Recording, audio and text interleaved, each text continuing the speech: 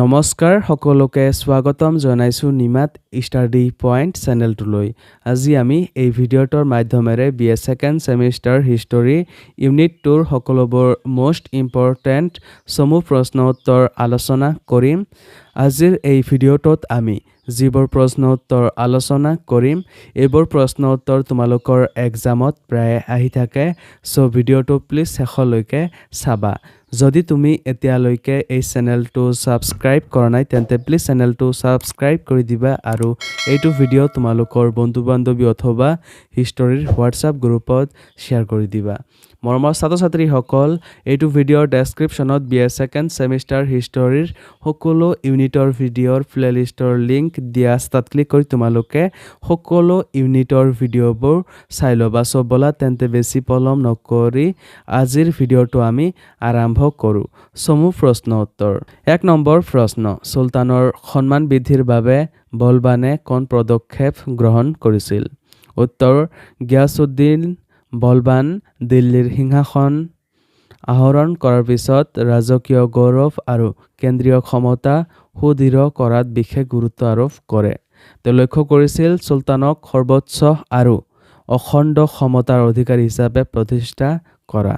প্ৰথমতে তেওঁ চাহালগেনি বা চলিখিয়া আমিৰসকলৰ প্ৰভাৱ হ্ৰাস কৰি ৰাজশক্তিক শক্তিশালী কৰে। উচ্চ পদস্থ কৰ্মচাৰীসকলক কঠোৰ নিয়ন্ত্ৰণত ৰাখি তেওঁ চুলতানৰ প্ৰাধান্য স্পষ্ট কৰে। দ্বিতীয়তে তেওঁ ৰাজকীয় মৰ্যাদা বৃদ্ধিৰ উদ্দেশ্যে নিজকে ইৰাণৰ প্ৰসিদ্ধ বংশৰ সৈতে সংযুক্ত বুলি ঘোষণা কৰে। ৰাজসভাত পাৰস্যৰ আচাৰ বিধি প্ৰৱৰ্তন কৰি চিজদা আৰু পাইবছ প্ৰথা চালু কৰে, যাৰ দ্বাৰা চুলতানৰ প্ৰতি নিঃশৰ্ত আনুগত্য প্ৰকাশ কৰা হৈছিল। লগতে নৌৰোজ উৎসৱ উদযাপনৰ প্ৰচলন ঘটাই ৰাজসভাক অধিক আড়ম্বৰপূৰ্ণ ৰূপ দিয়ে। মৰমৰ ছাত্ৰ-ছাত্ৰীসকল, ভিডিঅ'টো আগবঢ়োৱাৰ আগতে এটা সুখবৰ। তোমালোকৰ বাবে আমি অতি কম মূল্যত মাত্ৰ 59 টকাত BA second semester history complete question answer guide প্ৰস্তুত কৰিছোঁ, য'ত প্ৰতিটো ইউনিটৰ A to Z প্ৰশ্ন উত্তৰ বিশদভাৱে আলোচনা কৰা হৈছে। যিবোৰ প্ৰশ্ন উত্তৰ পঢ়িলে তোমালোকৰ পৰীক্ষাত 100% কমন পৰাটো নিশ্চিত। যোৱা বছৰ হাজাৰ ছাত্ৰ-ছাত্ৰীয়ে এই ই-বুকটো কিনিছিল আৰু তেওঁলোকে পৰীক্ষাত ভাল ফলাফল দেখুৱাবলৈ সক্ষম হৈছিল। তোমালোকেও যদি মাত্ৰ 59 টকাত এই ই-বুকটো পাৰচেজ কৰিব বিচৰা তেন্তে এইটো ভিডিঅ'ৰ ডেছক্ৰিপশ্যন বা পিন কমেণ্টত দিয়া লিংকত ক্লিক কৰি ই-বুকটো ডাইৰেক্ট ডাউনলোড কৰি লৈ লোৱা অথবা স্ক্ৰীণত দিয়া হোৱাটছআপ নাম্বাৰত আমাৰ টীমৰ লগত কণ্টেক্ট কৰি নিশ্চিন্ত মনে ই-বুকটো পাৰচেজ কৰি লৈ লোৱা। ধন্যবাদ। তৃতীয়তে, শাসন ব্যৱস্থাত শৃংখলা প্ৰতিষ্ঠাৰ বাবে তেওঁ দিৱান-ই-অৰ্জ বিভাগ সক্ৰিয় কৰি সেনাবাহিনী সংগঠিত কৰে। গুপ্তচৰ ব্যৱস্থা শক্তিশালী কৰি সাম্ৰাজ্যৰ বিভিন্ন অংশত নজৰদাৰী বজাই ৰাখে। চতুৰ্থতে, ন্যায় বিচাৰ ক্ষেত্ৰত তেওঁ কঠোৰ আৰু নিৰপেক্ষ নীতি অনুসৰণ কৰিছিল, যাৰ ফলত চুলতানৰ প্ৰতি জনসাধাৰণৰ আস্থা বৃদ্ধি পায়। এইদৰে বলবানে কঠোৰ শাসন, ৰাজকীয় আড়ম্বৰ আৰু কেন্দ্ৰীয় নিয়ন্ত্ৰণৰ জৰিয়তে চুলতানৰ সন্মান আৰু ক্ষমতা যথেষ্ট বৃদ্ধি কৰিছিল। 2 নম্বৰ প্ৰশ্ন, ৰেজিয়া চুলতানাৰ বিষয়ে এটি টকা লিখা। উত্তৰ, ৰেজিয়া চুলতানা দিল্লী চুলতানীৰ ইতিহাসত একমাত্ৰ মহিলা শাসক হিচাপে বিশেষ স্থান অধিকাৰ কৰে। তেওঁৰ পিতৃ ইলতুৎমিছ নিজ জীৱনৰ অন্তিম সময়ত ৰেজিয়াক যোগ্য উত্তৰাধিকাৰী বুলি ঘোষণা কৰিছিল, কিয়নো তেওঁ কন্যাৰ প্ৰশাসনিক দক্ষতা আৰু বিচক্ষণতাৰ ওপৰত আস্থা ৰাখিছিল।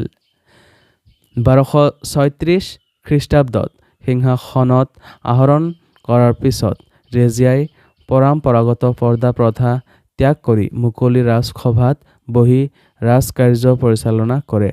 তেওঁ সামৰিক অভিযানতো সক্ৰিয়ভাৱে অংশ লৈ বিদ্ৰোহী সামন্তসকলৰ বিৰুদ্ধে কঠোৰ ব্যৱস্থা গ্ৰহণ কৰিছিল। ৰেজিয়াৰ শাসনকালত তুৰ্কী আমিৰসকলৰ প্ৰভাৱ হ্ৰাস কৰাৰ চেষ্টা লক্ষ্য কৰা যায়। জালালুদ্দিন ইয়াকুত নামৰ এজন আবিছিনীয় কৰ্মচাৰীক উচ্চ পদত অধিষ্ঠিত কৰাত চহলগেনী গোট অসন্তুষ্ট হৈছিল। ফলত তেওঁলোকৰ একাংশে ৰেজিয়াৰ বিৰুদ্ধে ষড়যন্ত্ৰ আৰম্ভ কৰে।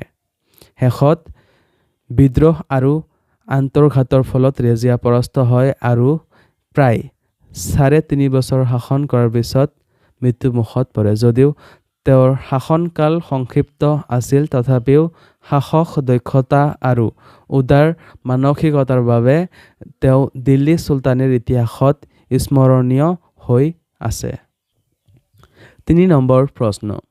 মহম্মদ বিন তোগলকে পৰীক্ষামূলকভাৱে প্ৰচলন কৰা টোকন মুদ্ৰাৰ বিষয়ে লিখা।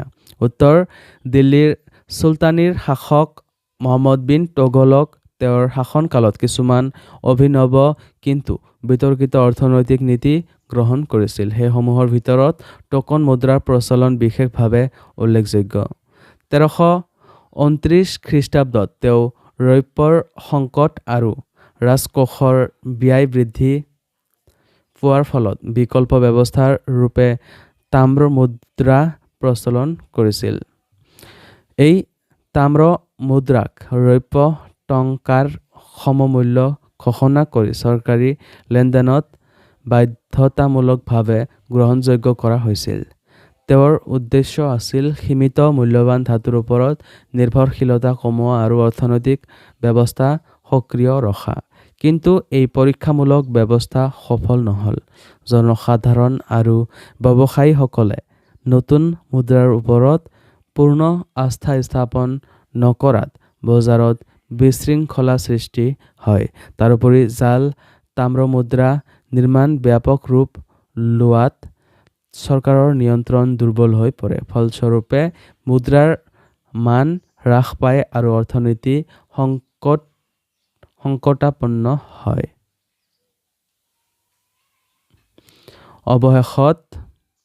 অৱশেষত এই নীতি ব্যৰ্থ বুলি বিবেচনা হৈ টোকন মুদ্ৰাৰ প্ৰচলন বাতিল কৰা হয় আৰু প্ৰচলিত ৰৌপ্য মুদ্ৰা পুনৰ চালু কৰা হয়।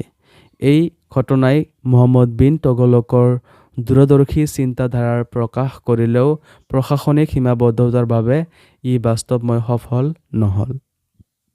মৰমৰ ছাত্ৰ-ছাত্ৰীসকল, আজিলৈ এইখিনিয়ে। তোমালোকক যদি আৰু অধিক প্ৰশ্ন উত্তৰ লাগে অথবা এতিয়ালৈকে মাত্ৰ ৫৯ টকাত BA second semester history complete question answer গাইডটো পাৰচেছ কৰা নাই, তেন্তে এইটো ভিডিঅ'ৰ ডেছক্ৰিপশ্যন বা পিন কমেণ্টত দিয়া লিংকত ক্লিক কৰি ই-বুকটো ডাইৰেক্ট ডাউনলোড কৰি লৈ লোৱা অথবা স্ক্ৰীণত দিয়া হোৱাটছআপ নাম্বাৰত আমাৰ টীমৰ লগত কণ্টেক্ট কৰি নিশ্চিন্ত মনে ই-বুকটো পাৰচেছ কৰি লৈ লোৱা। ধন্যবাদ।